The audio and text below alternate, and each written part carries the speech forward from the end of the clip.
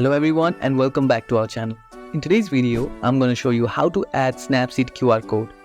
If you don't know how to add Snapseed QR code, I'm going to show you an easy way to do it. So without any further ado, let's get into it.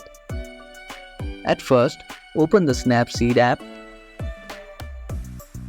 and now choose the image that you want to convert into a QR code.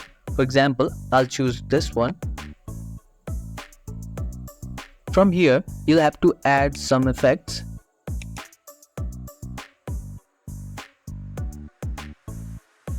Click here to save the changes. And now only we can convert it to a QR code. Now, to convert it to a QR code, simply click here. And now you'll see options like undo, redo, revert, view edits and QR look. Simply click on QR look. Now to generate the QR code of the photo, simply click on create QR look. And just like that, we have created Snapseed QR code.